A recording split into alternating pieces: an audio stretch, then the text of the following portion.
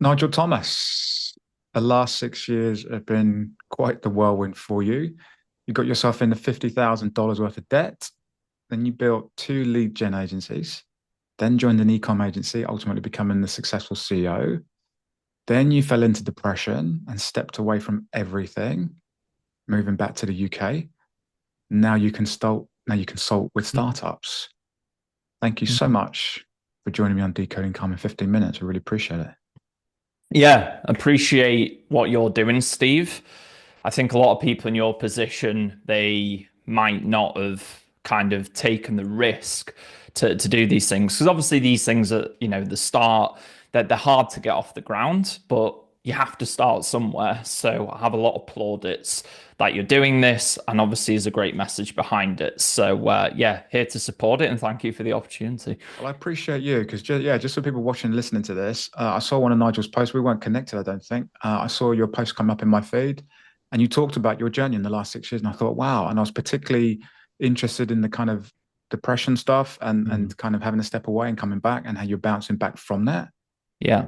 So I literally left you a voice note that said, "Hey, please will you come on my podcast? We'll keep it super short." And, Can and we, I just highlight something there? yeah, So actually, what I want to do in my life, Steve, is build a brand around self-belief. Because I think that is the number one thing that you need in life. And obviously, there's a problem, depression now and everything else. yeah, But if you believe in yourself to take a chance, I think that's where everything else is built from. So, just for everyone out there, what Steve's talking about, and this is the thing, anyone could have done that. I actually didn't even check out Steve's, how many downloads have you got? All this kind of stuff. I just actually just appreciate the way he did it. So literally, I had this post. He sent me a voice note straight away telling me what he's doing. He'd love to get me on his podcast. I responded straight away and say, yeah, let's do it. And that's the thing, like you can do that to anyone. And how I built a lot of my relationships is just messaging people. And I think that that is a great example of if you're in a bad place, just send someone a message and make it. Here's the important part of which you did, which on LinkedIn a lot of people don't do. Make it human. That's what you did, and that's what I loved. So yeah, respect. But I think obviously that's actually a great lesson for anyone out there. You can take that in all different kind of ways. It doesn't have to be sales or marketing, but yeah. just to show you how close you are, to, and I'm sure you could get much bigger people on than me, but how close you are to building a connection. Obviously, me and Steve will stay in touch now, and we'll help each other out. Yeah, thank you. I think people sense when it's a genuine thing. I messaged you and I did a voice note because I want you to hear the tone and everything else. And I did genuinely want to speak to you. And I think that I'm sure there's stuff that you're going to say in this podcast that people are going to take from it. So I think if I you reach hope out with a so. genuine way, it wasn't, hey, Nigel, I do this. And do you want to buy my stuff or Yeah. can you introduce me to someone else? Okay. Just quickly before we move on, you talked about self-belief there. I listened to a lot of one of my favorite mindfulness teachers in the world is a guy called Eckhart Tolle. I don't know if you're familiar with him. He wrote a book No. called The Power of Now and stuff. And he was talking about self-belief and self-confidence. And he was saying how when the Dalai Lama was traveling to the West, um, this was a massive new concept to him. So people were talking about a lack of confidence. He was in an audience with people in the West. I don't know if it was in the US or UK or somewhere. And his translator was trying to say to him, he wasn't understanding this thing. He was saying, what people don't, they don't kind of, or they doubt everything they do, or they constantly criticize themselves. This is almost a novel thing to him. And his translator was literally trying to say to him, yeah, this is a big problem. And he said, put your hand up here if you kind of suffer from this. And everybody in the room put their hand up. And there was a moment where the Dalai Lama was kind of blown away. Where he says, oh, wow, this is a real problem here. Do you think it is a bigger problem in the West than the issue? You told me just before we came on about how many places you've lived in. Do you notice it more in the West? Yeah, it's because of social media, Do you I reckon? think. Yeah, because the thing is if you, so what is social media? I mean, actually, I've seen a guy talking about this the other day. And by the way, like I've had a lot of success in business and relationships, and obviously we just said we got connected over social media. So Yeah. I'm trying to figure out if it's a net positive or net negative. But one of the negative sides of it is that if something goes viral, it's because it triggers like emotion within people. So Yeah. that's why it goes viral. And our human brains, and that, by the way, that's within 10 seconds, and you scroll and you hit the next thing and it triggers an emotion. Our human brains aren't designed to basically have these emotions of anger and, hate and jealousy and sadness all within a few seconds. And what's happening is we're scrolling, we're seeing snippets and highlight reels of people's lives who are obviously they're sharing all the good stuff, and we constantly just feel like we're failures. Mm. And that I think then results in, oh yeah, but let's say for example you want to start a podcast and you see Stephen Bartlett, who's obviously incredibly successful. You like he's got a 50-person team, just about it's not really any point. Like I can never do what he can do. Right. And yeah, you see someone's 10th or 20th year in that specific discipline, and Yeah. obviously again they're showing the highlight reel, and I Yeah. think it's hard on the minds, and this goes through all, not necessarily just business, but also in terms of relationships and everything else. And I think that is definitely one of the problems, because when I live in an apartment, and I was actually upstairs in the sauna the other day, and there were some young guys in the sauna. I'm 33 years old, right? And these guys are like early 20s, like pretty good looking guys, going to the gym, like they're pretty active. And they were telling me how they were struggling with women and stuff. And just like they wouldn't even talk to people. And I was like, wow, like there is a real social dynamic problem here that people can't just even bring themselves to have a conversation with people anymore. And they don't have that skill set, which I feel like the pendulum will swing back the other way. And now you start to see like offline communities and, just lots of different things happening where humans they need that connection. And the last thing I'll say on it, Steve, is Harvard did the longest study ever done on human happiness, 84 years. They tracked these guys around in the States. It's an incredible study, you should check it out. And what they found by tracking these guys over 84 years of their life, and by the way, they went in open minded, looking at everything in terms of their relationships, the jobs they had, the physical health, everything. And what they found, to be happy as a human, the one thing that impacted everything in terms of their health, in terms of their finances, every single thing, was just a small group of deep, meaningful relationships. And I would ask the question now, how many people who live in big cities have that? Great question. Not many. No. Yeah. And especially youngsters, right? I mean, I'm old enough. I'm 51. I'm old enough to remember pre-internet, certainly pre-smartphone. I'm old enough to remember 4 TV channels, and it went off at 9 o'clock at night. I remember when supermarkets weren't open on us. There's so many things I can remember where we were almost forced to decompress, to slow down, or to mix with people. If you wanted to if you want to speak to your friends, but even phone calls. My dad used to say you can't use the phone till after 6 o'clock at night, and even then he was on there sort of saying this costs a lot of money. I'd go around and see him. I think the world was set up for us to connect person to person much more easily. And the way we can connect now is amazing. It's brilliant. We're doing a podcast, via the power of the internet, and you're where you are and I'm where I am, and it's an amazing thing. But there's always a downside, and I think you're right. I think it's tipped so far that I think we're starting to crave. We're starting to almost gone past that peak, and we're starting to crave the real connection again now because we Yeah, feel it here, don't we? That's what we want it. because it's our biology. Like the Yeah. thing is the technology has advanced way faster than our human Yes. biology, Absolutely. and until maybe we become cyborgs and robots, whatever. I mean, I don't really want to do that, but it is what it is. And I love AI and everything that's happening, Yeah. but ultimately, we are who we are. We are human, and we have the biology within us. And guess what? If you look back through our ancestors and the times that were toughest, how did we get through those times? We got through as tribes. So, and that's why, in my opinion, everyone is different. Because if you want to take it back to hunter and gatherer phase, Mm. you needed someone who went out and obviously got the food. You needed someone who managed the people. You needed someone obviously giving birth to the children. You needed someone leading the tribe. And that's why I think everyone loves to put these labels like you have ADHD, you have this. I think everyone is wired very differently. And we try and put these like big group terms because obviously it's more productive so we can try and deal with people.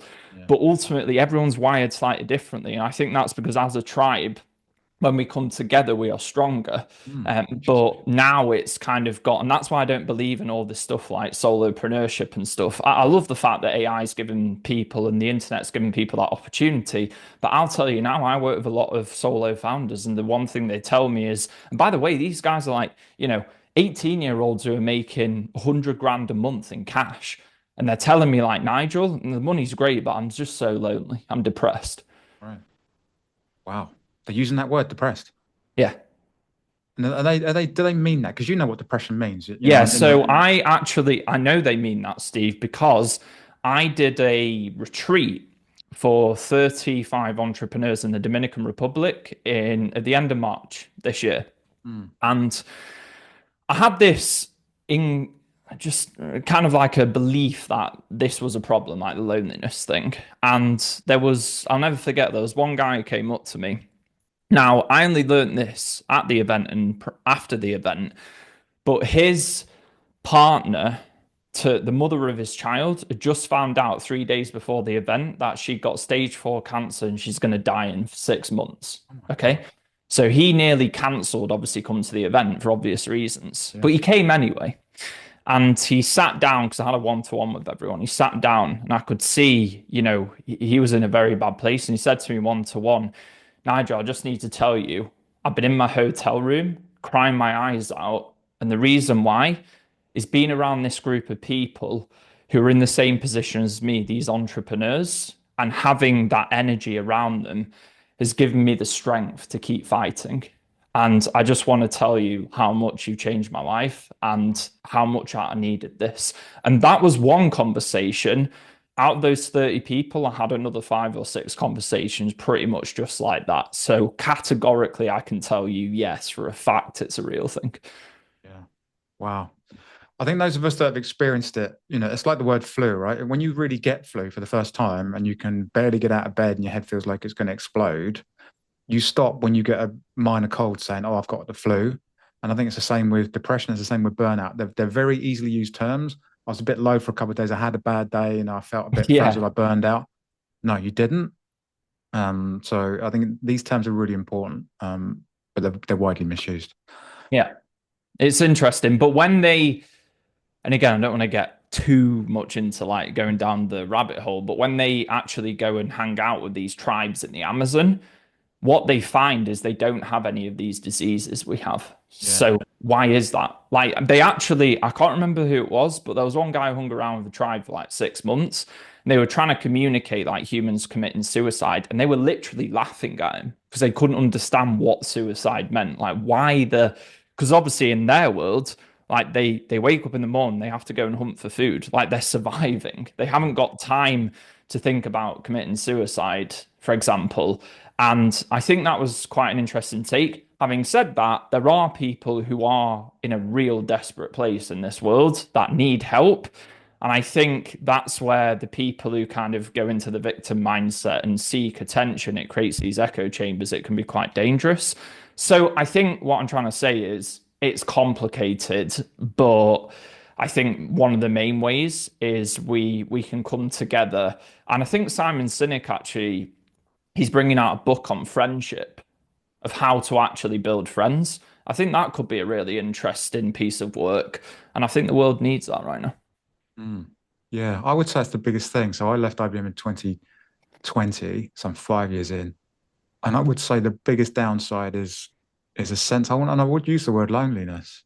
Yeah. It's not having an office to go in, it's not being around a team of mates, it's not having the Mhm. banter at the office. I love all the upsides of working for myself. They're amazing. And I wouldn't swap it for the world. But anything I think anyone can do to tackle that big drawback of loneliness is well worth doing. So Yeah. kudos to everyone involved. Communities. I think two things for me, and something else we did at that retreat, which was a massive success, is sport. Competing. Mm. We played, I don't know if you heard the game paddle. It's like one of the fastest growing sports in the world right now. It's kind of people who don't know, it's like a mixture. Obviously, people in the States, it's like pickleball. People in Europe, it's kind of like tennis on a smaller court, but you play in doubles.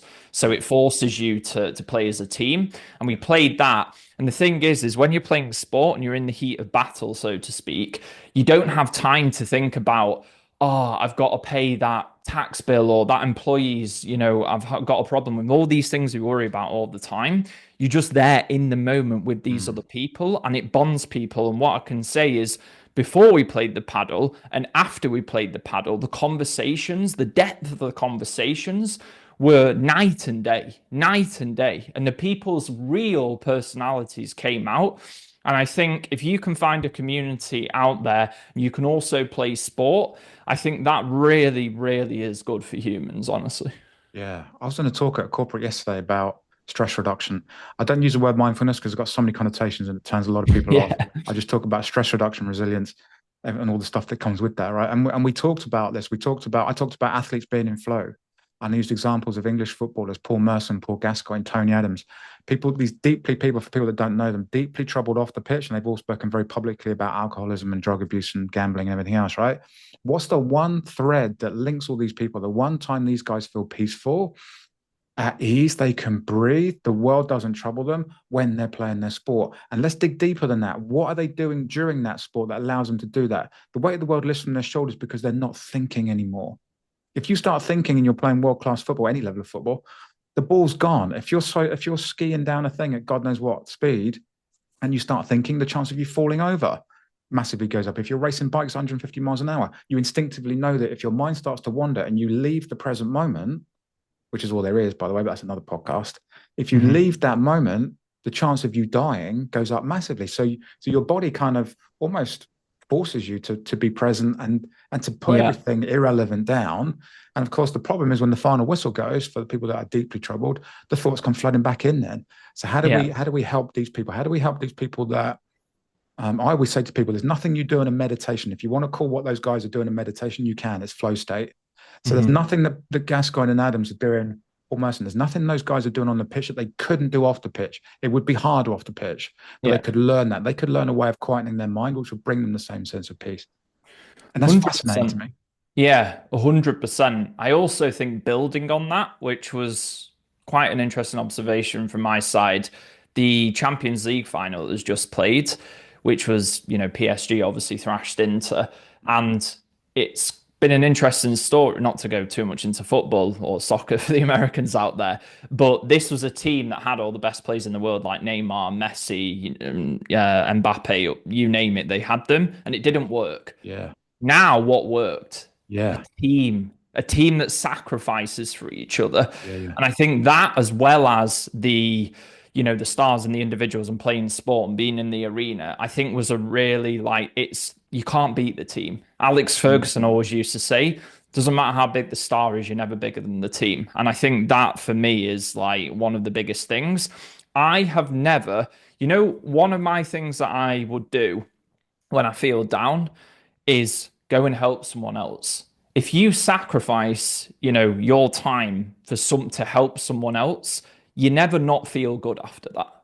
Like I Mm. don't know anyone who has actually willingly sacrificed their time for someone else. Maybe they love them, whatever it might be, or in a working standpoint. And that's why, for me, the best leaders are the ones who are willing to sacrifice most of their people. And I think that is an honor to be able to do that. And I really feel like there's deep, meaningful purpose.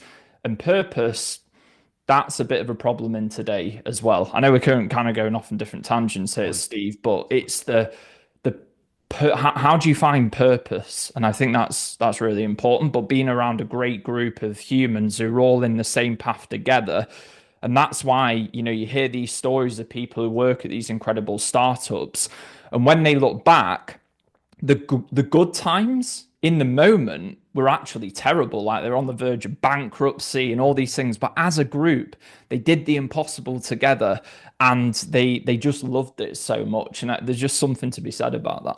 Yeah. Let me ask you this question. Do you think there's ever truly such a thing as completely selfless act? Because what you said just there really rang a chime with me. So my job is all about helping people, and I love it, and it fills me up, and it makes the hairs on the back of my neck stand up. And I try really hard not to come across as patronizing and sycophantic on social media. I'm this great guy that helps loads of people, and honestly, if you dig right beneath the surface, Nigel, the reason I do it is because I love it. It's how it makes me feel. Helping people makes me feel great. When I help somebody to sleep better or be less anxious or whatever it is, and they send me an email, I'm excited like a little kid and I feel great. I get that feeling of helping somebody push their car out the snow times a million. And so that made me think, almost, I don't know, I'm just kind of playing with it in my head, but it made me think, oh, well, it's not really a selfless act, is it? Helping others, because ultimately you're helping yourself and ultimately you're getting something from it. That's not to say it's a bad thing. It's just a kind Mm. of, what do you think about that? There's 90,000 selfless acts that happen every single day. You know what that is? A baby, 90,000 babies are born every day. Okay. All The right. mother, how can that be? I mean, what's in it for them? They're going through tremendous pain, pain that as men, we have no idea what that's like. And they're giving birth to a child who, for the next 5 years, is going to take up all of their time. They're going to lose sleep. And we've all got a mother because we were all born in this world. Yeah. So how's that for a selfless act? And I take a lot of inspiration from my mum and the way she brought me up, and I try and take that, and obviously I'm grateful for it. There's obviously in life, like we're humans, we're creatures of survival. We've got to look after ourselves. I often say to the fans I work with, sometimes you have to be selfish short term to be selfless long term. So there is you can't just keep helping everyone. Like at the end of the day, if you're Yeah. operating in a capitalist environment, you can't be a charity. All Sure. right. You have to have resource to help Mm. people out. But if you want a true, at the purest level of humans, a selfless act, it's a mother giving birth to their child, in my opinion. Mm. And that kind of touched on the point you said earlier about the real true deepening and evolving that we have as a species is through suffering, whether that's physical suffering or emotional suffering. And how later, when you look back on that, I'd use the word gratitude. I'm actually grateful. Let me ask you this, Nigel. I'm truly grateful for the worst things that have happened to me. So for your depression that led you to quit and come back to the UK, are you at a place now where you look back and you're grateful for it, or does it not feel like Yeah, that at the moment? You are. 100%. And 100%. why are you grateful? It's a good question. I think that's where you learn the best lessons. I think you can read as many books on different things, but when you get punched in the face by life, it's, I tell you, like had this goal of hitting 100,000 a month for the company that I was scaling for I'd come in basically with a bit of context and said to the founder, he's doing about 5,000 a month just getting started. And I was like, I'm going to get this agency to 100,000 a month. Don't know exactly how I'm going to do it. I just know I am not going to stop until we do this. We were competing with the biggest agencies in the American market. So seemed quite impossible. I kind of looked at the founder was looking at me, and when someone's kind of like laughing at you in the back of their minds, but I was just like, I just believe in myself. And the moment we hit that target, we actually hit 140,000 a month. So it seemed from the outside like I was on top of the world. You know, had this penthouse in Austin. I was obviously hit the target, had loads of followers on LinkedIn, loads of connections. Life seemed good, right? I was CEO of this fast scaling team, and I've never ever been lower in my life. I was on my balcony looking down 16 floors below, staring at the concrete, thinking about jumping and taking my own life because the person that believed in me most had stabbed me in the back, basically. And that was the first time that I actually prayed to God. And it really humbled me, Steve. But I think I needed that. I don't know.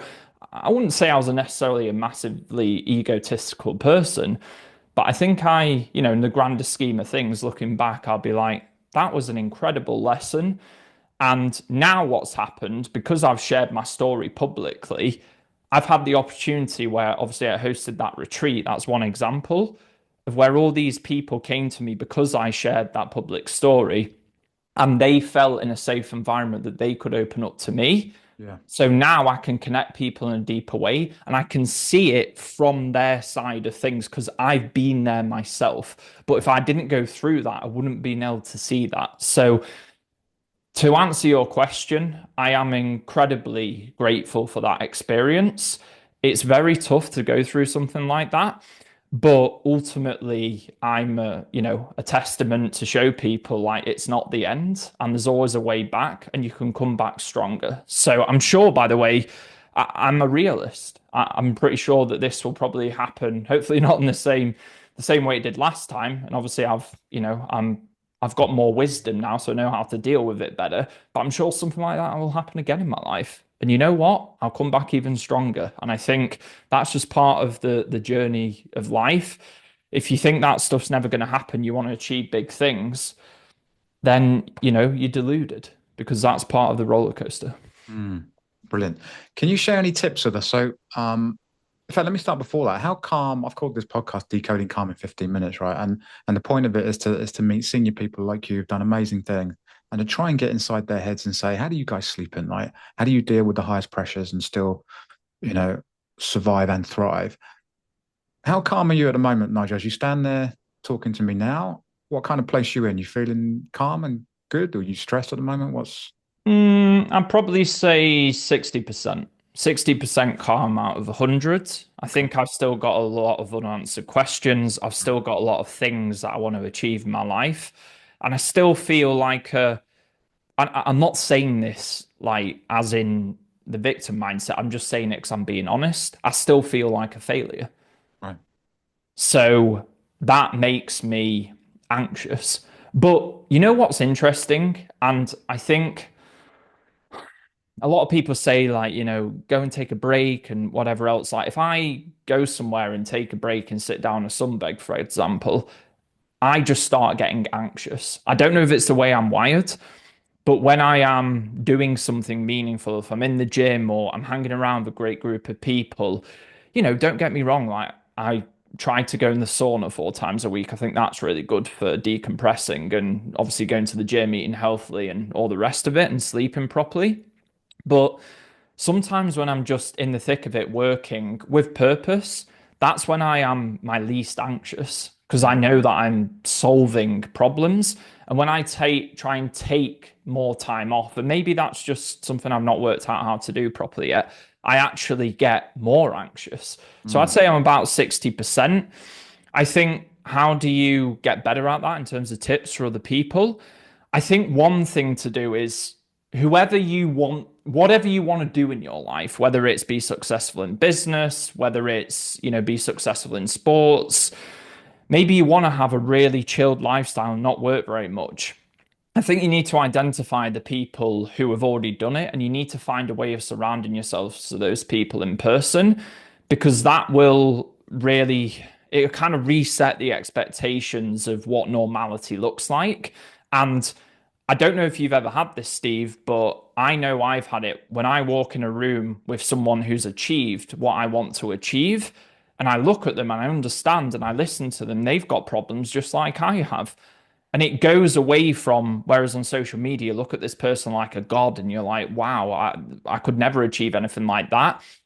Because they humanize themselves in person, it goes to the place where you think, actually, with enough time, I could actually do that. And I've had that experience a lot of times, and that's what makes me calmer. And again, I think a lot of it, it just comes back to self-belief, because if you mm. honestly just accept that you're going to have challenges, you're going to have problems, people are going to stab you in the back, you're going to have issues all the way along the road. But if you just genuinely believe that you will figure it out along the way, why do you need to be stressed?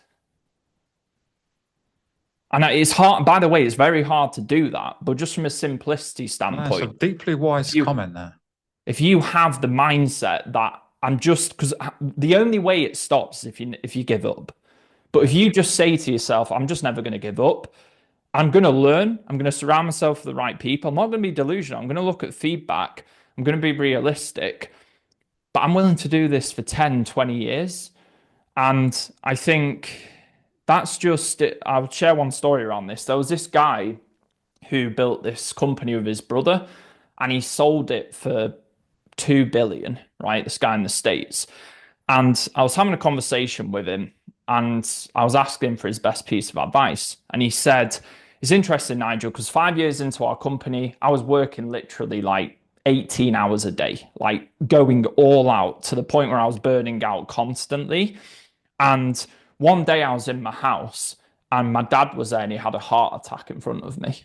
Literally in his arms, his dad was having a heart attack. Thankfully, he survived. But he said, at that moment, I said to myself, this company is everything to me, but it's not important in my life. I've got kids. And he said, from now on, every single day I go home at 6 p.m. And he kept to that. 5 years later, they sold that company for 2 billion, him and his brother. I'm not saying everyone else can achieve that, but what the point and the advice he was trying to give to me is have a setup, Nigel, have an environment where you can just stay in the game longer than everyone else. Because he said within that time frame, the amount of people who came in, they got venture capital, they scaled incredibly fast and then burnt out was insane. Like the amount of people that happened to. And he just said, if you're just willing to stick in the game longer than everyone else and just believe in yourself that you'll figure it out, then that is the way to be successful. And I think I really try to embed that as deep as I can. And again, we come back to this world of social media.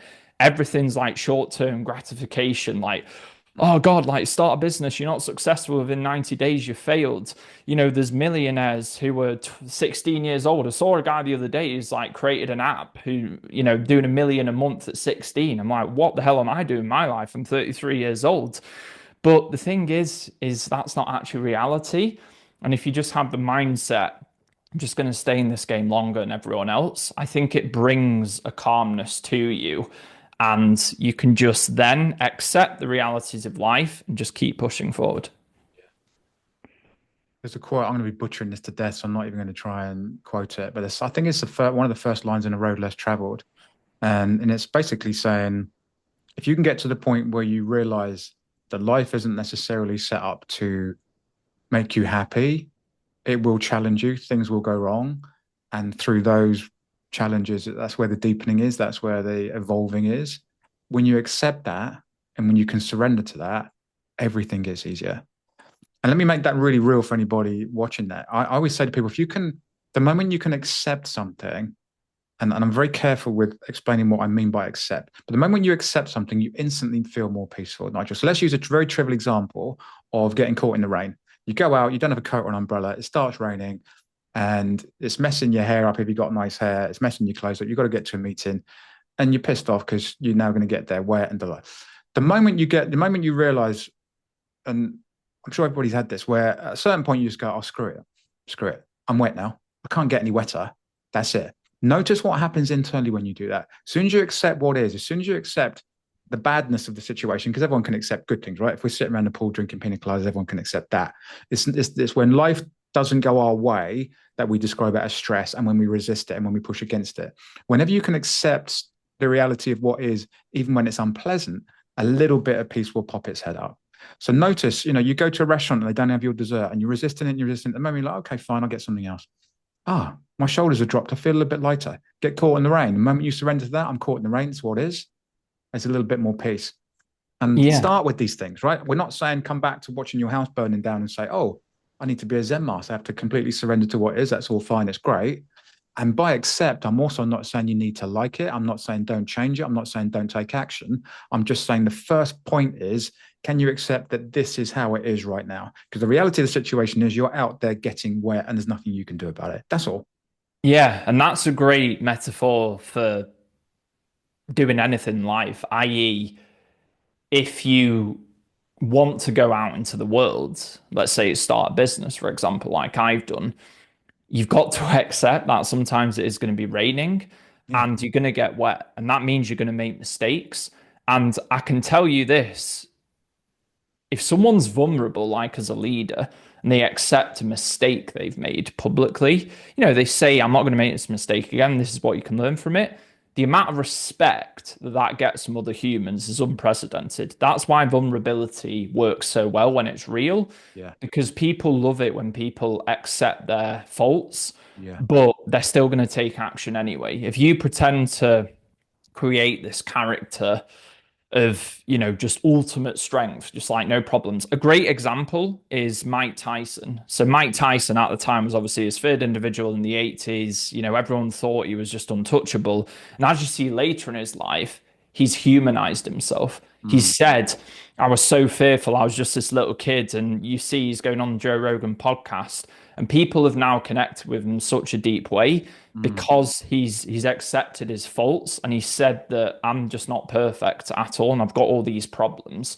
And I think that is something to be said. But like you said, it starts with the little things in life. And it makes you feel a lot happier because then you're not living in a world of delusion. Yeah, and daring to be vulnerable is quite a big thing for us men, isn't it? Somebody told me about Yeah. Brené Brown. I'm sure you know Brené Brown, having lived Yes, of in course. Texas, right? Mhm. So for that, anyone watching this who hasn't heard of her, Brené Brown, unusual name. She's an American Texan. She's absolutely fabulous. You'll find her on Netflix, and she's done books and great things.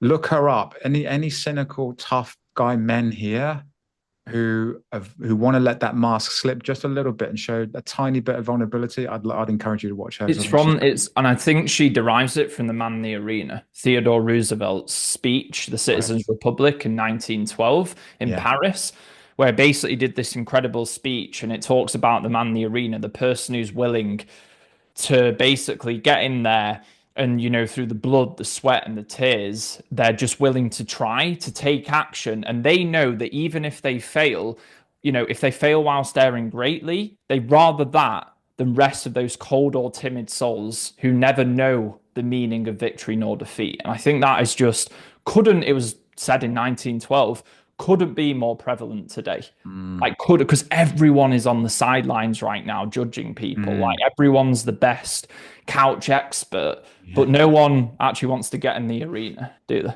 No. Got one more question, and we're going to do the quick fire ones. Sure. And you can interpret this however you want. What's the Yeah. highest stakes situation you've ever been in, and how did you get through it, Nigel? Company was about to go bust within 72 hours. I stayed up for 3.5 days straight and fixed it. Wow. Yeah, that was pressure. And that was when I realized what the meaning of hard work really is. And Really? I also realized how much determination and strength. And by the way, the reason that pushed me through is because I was sacrificing for my team to keep them all on their jobs. And that was okay. Yeah, we achieved what we need to do. We need to make a certain amount of sales. We did it. But the feeling of being able to save the company for the other people was goes back to what I said, was incredibly meaningful. And yeah, it was just like sacrificing everything. And you really realize when everything's on the line how much you can give. And I think a lot of people don't ever experience that. And if they can find that challenge, I'm not saying it's healthy to do, by the way, staying up 3 days and nights. Like by the end, I was hallucinating. Really? But it is interesting to really push yourself for something meaningful. And it's more than just money. That is yeah, it was very purposeful that. And it taught me a lot about life. The one thing, and I've got a quote on my wall there, my favorite quote, bar none. This is from Winston Churchill. Remember, like what this guy's been through and what he stood for. One man with conviction will never be overwhelmed by 100 who have only opinions. And in that 3.5 days, I realized, Steve, no matter how hard life gets, how much I get punched, how many problems I encounter, I know that when the times are toughest, I can dig in so deep and I can pull it out the bag. And social media, all these, people who might hate me, no one can take that away from me because it's the conviction from within. And what that means is self belief. And that's how you build self belief. You go through tough challenges and you find out who you really are. Yeah. One of my favorite phrases, nobody ever got fit by listening to a talk on fitness. And Yeah. and, and we've kind of talked about this the whole time we've been together. There's two types of knowing in this world, right? There's conceptual knowing. We can fill each other's heads with brilliant concepts and facts about this and facts about that. But it's only when you shift from conceptual knowing to experiential knowing, you've touched your chest quite a few times. When you shift to experiencing what it is, then you know truly what it is. The amount of people I talk to say, "Oh, meditation, mindfulness, yeah, they're a bit weird, a bit funny. Oh, I want to do it." And I say, forget everything at Harvard and Oxford and all those studies and all those stats, right? If something resonates in here, just try and get out of your own way enough to try it and see what's true for you. Don't believe in anything. Don't believe in the studies or anything I tell you or Yeah. anything anybody else tells you. Just shift from conceptual knowing to experiential knowing if you can and try it because then and only then you'll truly know. When I was suicidal, Steve, and I came back to the UK to rebuild my life, I tried to feel sorry for myself. I tried being somewhat therapeutic, sharing my problems, and that helped to an extent. I think it was a good start. But I'll tell you what really solved it. Me and one of my friends, my closest friends, got up at 5 a.m. every single day for 3 months straight and did a 5K run in the morning. That's what started my rebuild. And Right. that's solved all of my anxiety Perfect. getting in the arena. Yeah. Quick fire questions. Morning or an evening person? Still trying to figure it out, but Really? morning. Okay. I love the morning. I think I know the answer to this one. Do you prefer emails or phone calls? Phone calls. Favorite book?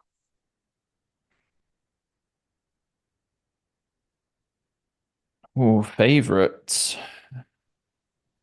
Best for business and learning about humans. I think Influence by Robert Cialdini.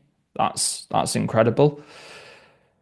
In terms of things about life,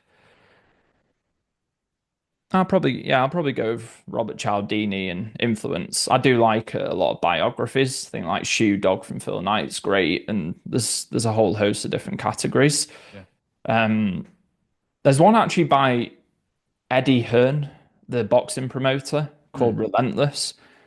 I really resonate with what he's done, and I quite like that book quite a lot because I just admire him a lot as a person. So that was one that was good for me. I'm sure I've forgotten a lot. I need to get up to date on my reading list. But actually, on that note, reading that is something that's a lost art. And how many people from the next generation can sit down for 1 to 2 hours and read a book? Mm. It's very meditative. And I Mm. think they actually proved that I can't remember the percentages, but it's the retention rate from reading things on a physical book compared to reading things on a screen is incredibly different. Like Right. so much higher if you read a physical copy. And I think sitting down and just reading a book is really good for focus and meditation. It calms your mind. I don't know if you've ever read a book before you go to bed. For me, every time I do it, I fall asleep I sleep like a log, honestly. I probably should do it more. But I think that just is a really good way to kind of distract yourself and calm yourself. So I think reading is, I'm glad you brought it up. Favorite food? Steak. Steak, actually, eggs. Yeah, steak and eggs. They go together, don't they? Yeah. Guilty pleasure. Guilty pleasure,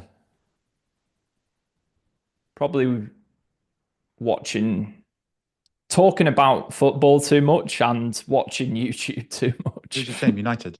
City. Oh, is it? You mentioned. Yeah, my first game ever, home to Chesterfield, 1-1 at Main Road. So I've been through the whole thing with my dad. Okay. And when I was stood there in Istanbul and we won the treble, I turned to my right, and my dad was in tears, and my brothers were there as well. And all these people say the stuff about Man City, plastic fans just got it because of money. No one can ever take that moment away from me, Steve. And that was a moment that I'll remember for the rest of my life. Priceless. If you could invite anyone over for dinner, you can have more than one if you want. Alive or dead, who would it be? Muhammad Ali. Easy. Perfect. Yeah. Nigel, it's been an absolute pleasure. I haven't even looked at the clock, but my God, we've overrun. But thank you Yeah. so much. I'm super grateful that you've come on and shared so much with us all. Thanks so much for joining me on Decoding Calm. It's been a real pleasure. Yeah. Looking forward to seeing where you go, Steve. Here to support and help in any way I can. And yeah, just grateful for meeting you and, just never give up and keep believing in yourself, man. Appreciate it. Thank you, mate. No worries.